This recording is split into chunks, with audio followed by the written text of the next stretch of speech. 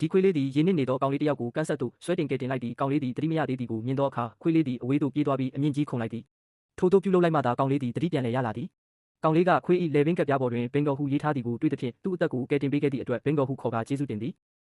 ချာကတ်သည်ဘင်ဂေါကိုမွေးစားချင်တော်လဲမိဘများကအိမ်မွေးတိရစ္ဆာန်မမွေးခွင့်ပြုသဖြင့်ချာသည်ဘင်ဂါကိုအိမ်သို့တိတ်တဆိတ်ခေါ်လာသည်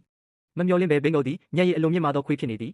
သူသည်စကိတ်စီးတက်ယုံသာမကပြိုင်ကားကိန်းများကိုလည်းချက်ချင်းတင်ယူတတ်သည့်ချာနှင့်ပုံတန်းကစားတောင်ကစားနိုင်သည်သို့သောဘင်ဂေါသည်အလွန်ပုံကောင်းသောသဖြင့်ချာကဘင်ဂါထွက်ပြေးသွားပြီဟုထင်ကာစိတ်မကောင်းဖြစ်ပြီးငိုယိုတော့သည်တနေ့တွင်ချာမိသားစုသည်အိမ်အသစ်သို့ပြောင်းရွှေ့ကြသည်ချာကဘလောက်ပဲရှာရှာဘင်ဂေါကိုမတွေ့နိုင်ခဲ့ပါအကြောင်းမှာမင်းညကဘင်ဂေါသည်အိမ်နီးချင်း၏ခွေးနှင့်ချင်းတွေ့သွားခဲ့သောကြောင့်ဖြစ်သည်ချာတို့မိသားစုကားမောင်းထွက်သွားချိန်တွင်ဘင်ဂေါပြန်ရောက်လာတော့လဲကားကိုမမီတော့ပေသို့သောဘင်ဂေါသည်လက်မလျှော့ပါသူသည်ချာအနက်နှဲငယ်ကိုလိုက်ခံပြီးခရီးဆက်သွားသည်လမ်းဘေးတွင်ပင်ပန်းလုံးတစ်ဖြစ်လဲကျသွားခါနီးတွင်စိတ်ကောင်းရှိသောလူတစ်ယောက်ကဘင်ဂါကိုကယ်တင်ပြီးအိမ်သို့ခေါ်သွားသည်သို့သောအိမ်ရောက်မှဘင်ဂေါသည်ထိုလူမှာခွေးရောင်းဝယ်သူဖြစ်ကြောင်းသိလိုက်ရသည်ထို့ကြောင့်ဘင်ဂေါသည်မြေတူးပြီးအပေါက်ဖောက်ကထွက်ပြေးရန်စီစဉ်သည်မကြာမီသူသည်ခွေးလောင်အိမ်ထဲမှထွက်လာနိုင်ခဲ့ပြီးအခြားခွေးများကိုလည်းလွှတ်ပေးလိုက်သည်ခွေးရောင်းဝယ်သူကမြင်တော်လဲခွေးအုပ်ကြီးကိုမြင်၍ကြောက်လန့်ကမလုပ်ရဲတော့ပေထို့နောက်ဘင်ဂေါသည်ကားထဲသို့တက်သွားပြီးခွေးရောင်းဝယ်သူကိုခွေးလောင်အိမ်ထဲတွင်ပိတ်ထားကာကားရှိန်မြင့်လိုက်ပြီးကားပေါ်မှခုန်ဆင်းသွားသည်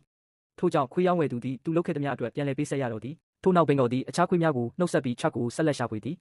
ဗိုက်ဆာလာသဖြင့်အမိုက်ပုံးထဲတွင်အစားအစာရှာနေစဉ်လူတစ်ယောက်ကလာခေါ်ပြီးကားပေါ်တင်လိုက်သည်သို့တော်ထိုလူသည်ကလေးပြန်ပေးဆွဲသမားဖြစ်နေသည်ညဘက်တွင်ဘင်ဂေါသည်ကားထဲမှလွတ်မြောက်လာပြီးရဲကိုအကြောင်းကြားသည်သူသည်မော့ရှ်ကားကိုအသုံးပြုကာပြန်ပေးဆွဲသမား၏တီနေရာကိုရဲများအားအသိပေးသည်မကြာမီရဲတပ်ဖွဲ့အများအပြားရောက်ရှိလာကြသည်ဘင်ဂါရဲခေါ်ပြီးလူများကိုကယ်တင်ခဲ့သောအဖြစ်အပျက်သည်သတင်းများတွင်ပါလာသည်ထို့ကြောင့်ချာကသည်ဘင်ဂေါကိုတီဗီတွင်မြင်လိုက်ရသည်သူသည်ဘင်ဂေါသည်သူ၏ခွေးဖြစ်ကြောင်းနှင့်သူ၏လိပ်စာကိုရေးသားကာရဲစခန်းသို့စာပို့လိုက်သည်သို့သောကန်ဆိုးစွာပင်ပြန်ပေးဆွဲသမား၏ရှိနေကအမှုကိုလှည့်ကွက်ဖြင့်လျှောက်ထားသဖြင့်ဘင်ဂါသည်အပြစ်ရှိသူဖြစ်သွားသည်အကြောင်းမှာကားအတွင်း၌ဘင်ဂါခြေရာများအများပြားတွေ့ရှိရပြီးဘင်ဂါသည်စကားမပြောနိုင်သဖြင့်ကိုမကာကွယ်နိုင်ခဲ့ခြင်းဖြစ်သည်နောက်ဆုံးတွင်ဘင်ဂါကိုထောင်ဒဏ်2 နှစ်ချမှတ်လိုက်သည်ခွေးတစ်ကောင်အတွက်နှစ်30နှစ်ညီမျှသည်ထိုအချိန်တွင်ချာစာသည်ထောင်သို့ရောက်လာသည်ထိုအခါဘင်ဂေါသည်ချာကသူ့ကိုမမေ့သေးကြောင်းသိလိုက်ရသည်ထို့ကြောင့်ဘင်ဂေါသည်ဥမင်လိုင်ကောင်းတူကထောင်ဖောက်ပြေးရန်ဆုံးဖြတ်လိုက်သည်မကြာမီသူနှင့်အချင်းဖော်သည်အပေါက်ကြီးတစ်ခုကိုအောင်မြင်စွာတူးပြီးထောင်မှလွတ်မြောက်လာကြသည်ဘင်ဂေါသည်ချာကိုဆက်လက်ရှာဖွေရာနောက်ဆုံးတွင်စာထဲကလိပ်စာသို့ရောက်ရှိလာသည်သို့သောချာသည်အခြားခွေးတစ်ကောင်ကိုလမ်းလျှောက်ပေးနေသည်ကိုမြင်လိုက်ရသည်